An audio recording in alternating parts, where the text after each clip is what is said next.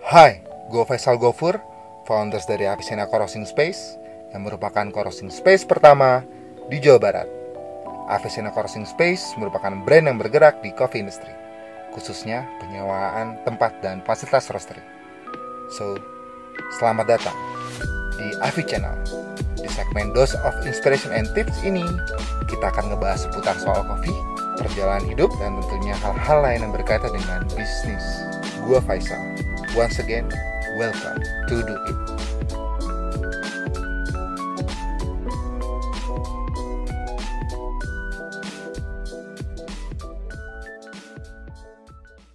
Halo, balik lagi sama gue Faisal di Dose of Inspiration and Tips. Kali ini gue kedatangan tamu yang bernama Halo bro, apa kabar bro? Ya. Oke, Stabil bang. Stabil ya. Stabil terus ya. Oke, jadi TJ ini dia apa ya? Dia ngelit satu brand yang namanya apa tuh? Funky Scars. Oke, Funky Scars. Jadi dia lu artis ya, sebutannya apa sih, cuy? Artis bisa. Atlet enggak? Belum. Belum ya. Gue pikir atlet tangan. Udah berjam-jam sih bang. Jam-jam ya. Oke, jadi kalau sebutannya apa? Seniman? Enggak. Seniman bisa. Terus- PNS bisa. Bisa ya. Pekerjaan negeri seni. Artis nggak bisa. Bisa. Oke, Jet, gue pengen nanya deh, lu kan lead Funky Scars ini lu dari kapan? Dari Foundernya lu sendiri? iya Oh, udah dari tahun awal 2015. 2015. Hmm. Kepikirannya gimana sih lu bikin Funky Scars ini? Kepikirannya Ah. ngakalin gimana gue bisa makan. Oh, serius lu? Gue waktu itu lagi di dalam satu band yang udah Masih di- anak sudah. band. Anak band. Band lu apa dulu, cuy? Namanya Saidera. Widih, gila. Alirannya apa? Aliran dana bang. Mana ya? Tapi aliran cash flow enggak ya? Poprok waktu itu. Bro. Oke, dari situ lo abis ngeband baru lo ke itu bikin Iya, pakai. pas ngeband nih itu gua dikelola lah ya. Dikelola. Jalan bareng sama manajemen namanya Bahaya Records, dia isinya banyak band yang udah settle gitu bang. Terus Oke. di situ yang tadinya gua ngebandnya cuma cok jreng, terus tiba. udah mulai mikirin teknis. Wis. Terus di situ gua lagi ngadepin masa promosi. Terus kan gimana caranya si personilnya ngasih yang terbaik kan buat performanya. Terus dari perintilan kecilnya tuh yang diperhatiin kayak misalnya ganti senar berapa kali manggung sekali, itu kan lumayan tuh kayak promo. Iya. Jadi masih modal sendiri ya Oke, bang. Terus gue mikir gimana caranya. Emang lu emang beberapa kali manggung tuh udah pasti ini ya? Apa senar udah harus ganti gitu atau gimana? Gue nekerinnya 5 kalian bang. Gue pikir lu main pakai gigi gitu nggak ya? Wah itu gak hype Yang tuh. mental gitu ya? Enggak ya? Bukan di ranah saya Oh, bukan ya? bang. Iya. Oke, terus dari situ gimana? Lu bikin merchandise-nya juga? Enggak? Di bandnya? Di bandnya? Di bandnya bikin. Terus? Di bandnya bikin tapi itu udah jalan Funky Scars ya. Oh, udah sambil jalan? Nemu Funky Scars tuh ya gue mikir gimana apa ya, potensi diri gue selain bikin melodi, ngelola melodi jadi Gila. satu lagu gitu Iya, apa iya. ya gitu. Terus Akhirnya lu pikirin gambar? iya gue emang dari SD SMP udah berkutat di hal yang kayak gitu bang. Berarti pelajaran TIK-nya gede tuh ya? TIK-nya iya buka pen bang sama pinball. Terus akhirnya pas lu jalan berbarengan itu lu sama band lu itu bisa jalan, maksud gua inline gitu jalannya. Apa lu memutuskan buat pilih salah satu? Awalnya inline bang. Oke, terus? Akhirnya pilih salah satu. Kenapa tuh? Triggernya di mana?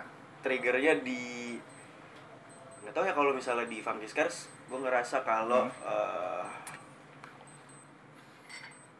ajibnya gue yang ngerasain, terus gagalnya gue yang ngerasain gitu. Lu waktu itu sendirian doang? Iya, waktu itu sendirian. Oke, terus? Gue nemu kebahagiaan di situ sih bang, kanan kiri positif negatifnya. Jomblo nih kayaknya. Iya. Nemuin Funky Belum aja ada Tinder, bahagia. belum ada Tinder bang. Belum ya? Terus. Nah gitu bang. kurang lebih. Pokoknya ngakalin gimana caranya gue bisa beli senar, gue bisa beli efek dari si Funky Scar ini justru. Oke. Akhirnya gue nemu tuh Funky Scar nih. Tuh. Nah, terus, mungkin sering tanyain juga sama orang-orang kenapa namanya Funky Scar. Kenapa nggak Funky Scary? Kenapa namanya Funky Scar? Funky Scars. Kenapa namanya Funky Scars? Tadi nggak ada namanya, Bang. Oh gitu. Tanpa nama jadi. OTW DIY, aneh banget namanya itu. Karena DIY kan. Oke. Terus on the way karena gue lagi nyari nama gitu. Terus gue diajak ikut bazar, terus ya udah namanya itu aja deh gitu. Tadi itu. Oh, lu terinspirasi dari mana gitu nggak? Si Funky Scar ini. Terus namanya. Terus karena gue di musik masih relevan tuh namanya sama gue ngebaca gimana budaya luar masuk ke Indonesia di ranah yang aliran musik itu. Maksudnya kayaknya tahun 2015 tuh gue ngerasa kalau aliran yang bawaannya new disco gitu 80-an tuh baru pengen masuk, Bang. Oke. Assalamualaikum nggak dia masuk ya? Waalaikumsalam. Masuk. Iya. Terus gue digging tuh yang 80-an apa ya kata-katanya. Nah, ternyata 80-an tuh identik sama kata funky, Bang. Oke. Terus Scarnya tuh gara-gara lagi berdarah. Justru ini trigger. Oke. Jadi gue lagi eksperimen kan di jaket pertama gue yang dulu gue thrifting tuh dapetinnya. Oke. Terus kebetulan lagi dapet yang bermerek. Terus gue gambar di tempat temen gue, terus pembawa kata temen gue bawel. Kenapa tuh? Lewat nyeletuk gitu, jaket mahal-mahal dicoret-coret gitu. Wah, saya ngerasa ini nilai plus gitu. Ngasih kesan yang baru di barang bekas gitu kan. Ya udah, jadi gue mikirnya kalau beberapa orang ngerasa kalau ini luka di jaket ya. Tapi beberapa orang bilang ini funky. Oke, iya. Akhirnya kepikiran lah si Funky Scar ini ya. Iya. Yoi. Nah, dari lo nge-build Funky sejauh ini sebenarnya secara brand identity lo tuh brandnya seperti apa sih? Brand identity? Lo brand apa sih sebenarnya biar yang nonton pada tahu? Identitas brandnya biar viewer gue yang berjuta-juta ini gitu berjuta udah 3 biji yang nonton. Contohin contoh brand lo, hasil produknya apa? Contohnya kan ini kan ya? Kalau ini pengembangan, Bang. Oke, apa? Ini gue upcycling dari yang ini jaket ini kaos yang kekecilan buat gue, tapi ini kaos ya? Iya, ini kaos tuh gue sambung. Gue mentahin aja biarin. Terus gue miringin ya udahlah gitu. Terus ini pengembangan sih, Bang, sebenarnya. Karena emang si identitasnya kan awalnya gue ngegagas kalau misalnya bikin jasa yang entah dari hal yang jaket baru terus digambar nggak nambah value, atau emang barang bekas tapi bisa terlihat baru gitu. Nah, ini pengembangannya emang nggak digambar tapi si esensi yang tadi gue bilang itu masih ada gitu. Ini barang yang lama, ini kecilan. Gue baru nggak coba. Depannya doang. Dan udah ada ini Tarkam, udah ada tulisan Tarkamnya di kaosnya itu. Iya, benar. Oke. Terus selain itu, lo bikin apa lagi? Mungkin bisa kasih lihat. Yang ini. Teman-teman. Gila. Teman-teman ini dari bendera partai. Ini lebih banyak emosinya sih. Kenapa tuh? Lo terinspirasi dari mana tuh? Ini 2000 berapa nih? Ininya, pemilihan pas kapan? Ini 2019. Oh, tahun kemarin ya? Iya. Oke. April. 2019. Gara-gara gua ngeliat banyak Nah, banyak bendera partai yang menuhin jalan sih, sampai nutupin pelang muter balik gitu-gitu kan bahaya. Oh iya. Nah, itu gua agak kesel sih. Iya.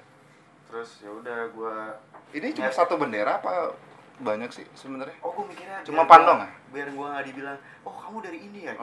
Ya udah saya kasih dua koalisi di dalam satu jaket gitu Bang. Sama apa? Sama Gerindra itu ya? Ya Gerindra itu partai baru.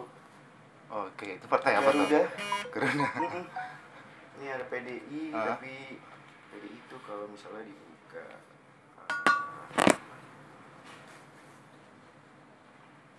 Idih. Gila. Gue mengingatkan gue sama Bro Dimas ini. Siapa tuh PDIP? Nah. Oke, Bro Dimas. Galak nih Bang. Lu pakai baju gue diseruduk. Terus ada contoh lagi nggak? Nah. Terus ada lagi yang ini sih contoh kalau emang lu mau nambah value di barang yang baru gitu. Oh, oke. Di jaket baru terus gue gambar Di yang pop manis. culture. Nah, identitas yang lainnya sih karena personalize. Ada yang pengen pop culture menurut dia sama pop culture menurut dunia gitu. Oke. Nah, ini menurut dunia kan waktu itu. Oh iya, lagi ngetren nih. Jet, gue mau nanya deh, kalau untuk ukuran itu lu pernah ngejeplak nggak sih seumur hidup lu? Gambar dulu ngejeplak itu gambarnya. Oh iya Bang. Pernah serius lu? Awal gambar ngejeplak. Oh gitu. Awal gue bikin research gue ngejeplak. Karena emang gue pikir lu karena saking jago gitu lu nggak pernah ngejeplak itu dari lahir udah ngelukis. Justru gue pas kelas 1 SD gue ngejeplak gambar ini cover VCD Power Ranger. Oke, siap. Terus pas di sini gue ngejeplak yang udah ada di internet. Iya. Bener-bener lu pakai gambar terus lu. Yang penting gue mikir gue bisa dulu aja. Oke, siap. Lu ngulik banget kayak anaknya ya. So di bisnis canvas model itu kan ada value proposition ya. Value proposition itu di mana lu nggambarin identitas tadi yang tadi gue tanya brand lu. Nah sebenarnya Asa Funky Scar ini lu mendedikasikan brand lu ini untuk ke arah mana sih sebenarnya? Ke eco industry maybe atau pure fashion atau apa? Gue lebih ke art fashion sih Bang. Maksudnya nambah value ke barang yang udah layak pakai emang layak yang pakai. Masih layak pakai iya bisa jadi. Gue mikirnya pas gue di Funky Scars nih, gue ngelakuin hal disruptif sih guys. Disruptif maksudnya gila. Teroris. Residivis ya.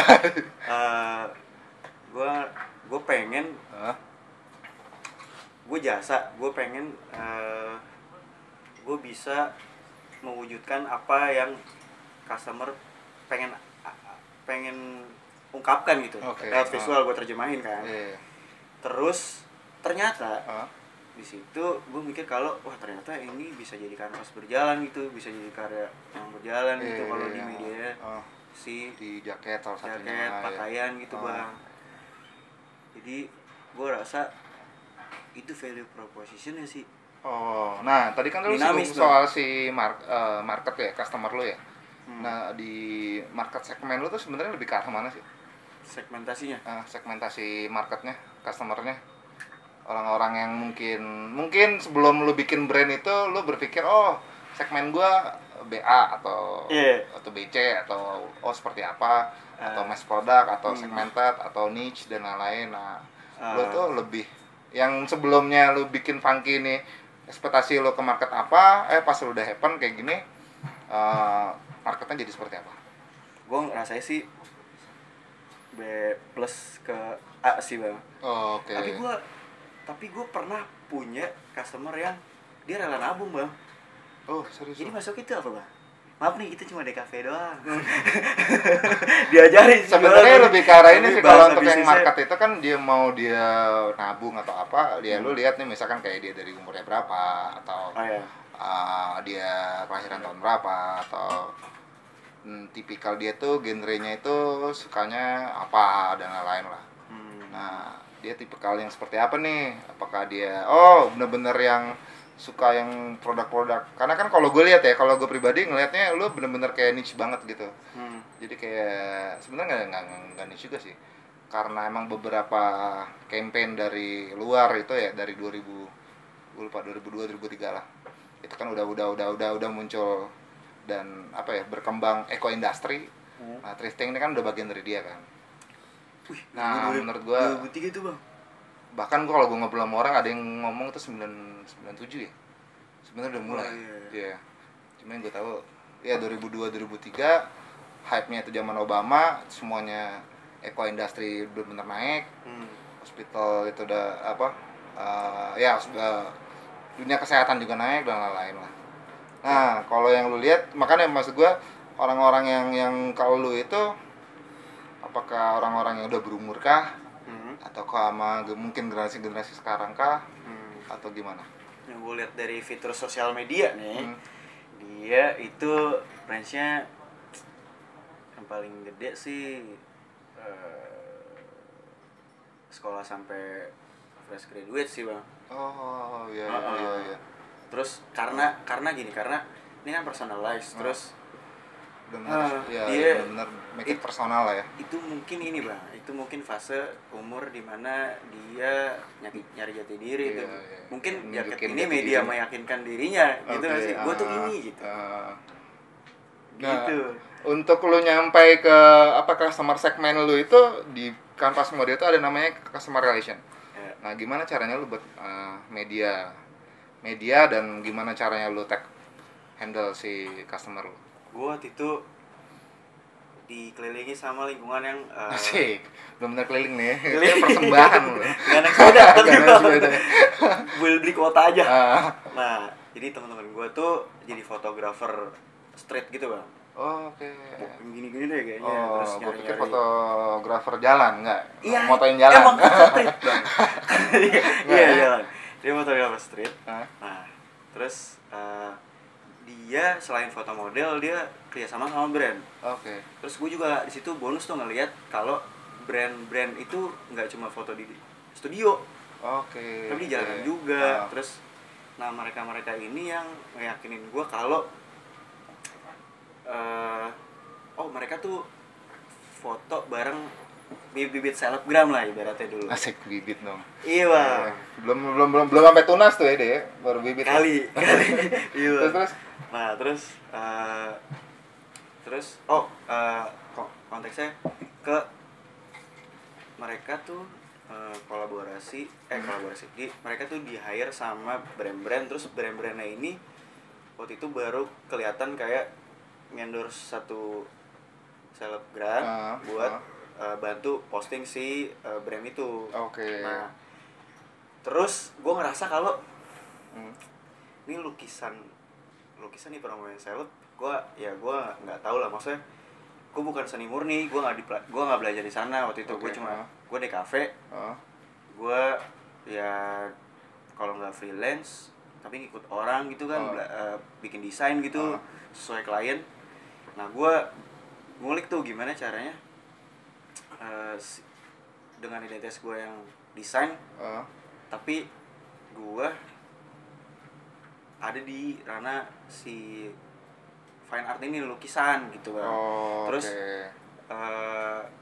Terus gue ngeliat kalau model tadi apa sih namanya, model si relation itu, customer relation ini bisa datang lewat selebgram itu sendiri bang.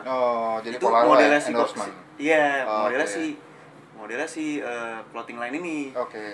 Kalau misalnya gue kayaknya baru mulai gitu. Gue waktu itu kayaknya yang kelihatan di sosial media tuh 5 itu termasuk gue, yang kayak gue juga gitu. 15 yang mirip Canvas ya kalau ya.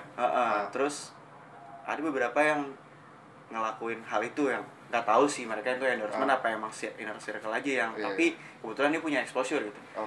Tapi gue lebih ngelihat ke teman-teman gue yang punya temen clothing line terus pakai model yang kayak gitu. Gue pakai aja kali ya model yang kayak clothing line lakuin gitu. Terus akhirnya gue jalan beberapa kali sama orang-orang yang emang expert di marketing sosial media gitu.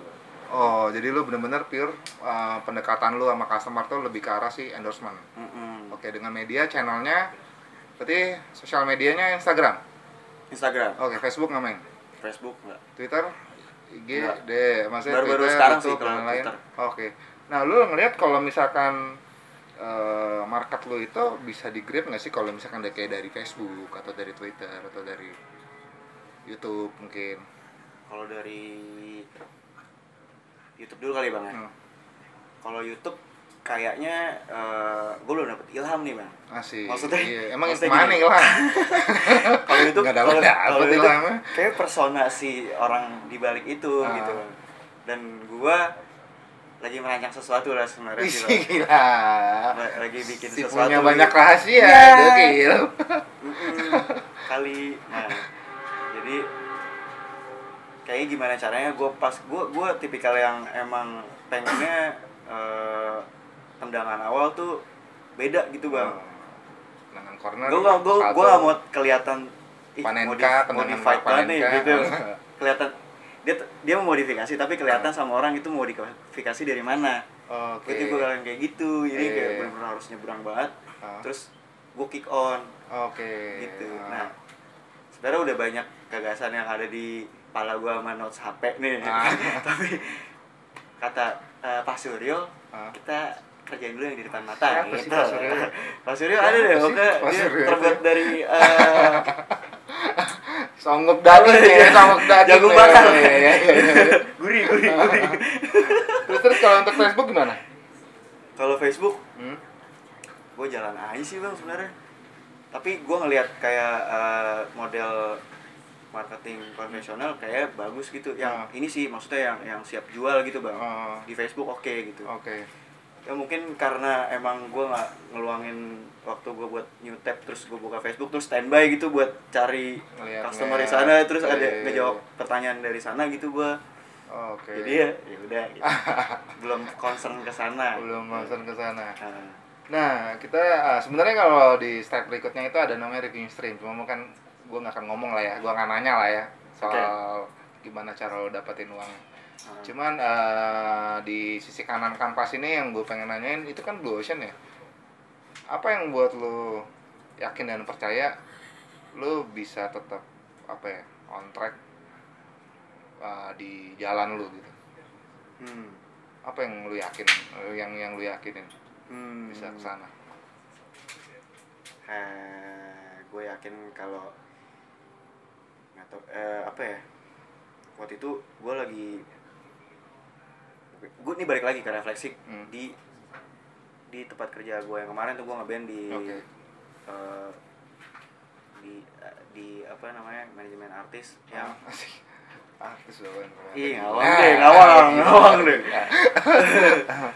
Itu yang ini bang, yang apa? Gue ngeliat tuh ada satu frame ditulis sama dia. Slogan si record label ini dulu dia ngomong tuh do what they don't. Itu yang gue kayak wow. Gitu. Nggak tuh ketanam aja tuh di alam bawah sadar gue setiap gue ngelangkah gitu bang. Itu sih yang bikin gue lo tetap yakin gitu. Yakin bang. Mau nerusin cita-cita brand lo. Oke. Karena kan menurut gue asal Blue Ocean gitu lo kayak berlayar di lautan yang lo nggak tahu arah yang mana kan, ya kan. Dan menurut gue butuh visi yang cukup jauh dan juga bukan jauh juga sih, visi yang cukup jelas lah buat kayak lo percaya itu semua akan happen pada waktunya. Nah, visi lo apa sih di Panggiskar? Panggiskar pengen dua apa sih sebenarnya? Visi Panggiskar? Iya. Blue Ocean, oke. Gue nyari Tenggiri. Terus gue ke Pulau Baru. Iya. Terus ke Pulau Baru lagi. Iya. Visi gue, gue sih. Visi kenapa cuy? Gue minum apa? Minum manual brew. Oh iya. Dari Jawa Barat. Ini di brew sama teman kita. Yang namanya Dauf. Keren kan?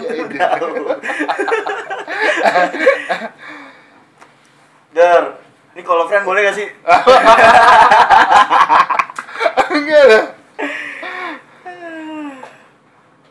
Visi gue memajukan kayak gitu. Iya. Tahan dulu, gue ada iklan. Oke. Guys, kita balik lagi ke part 2 ya. Tunggu ya.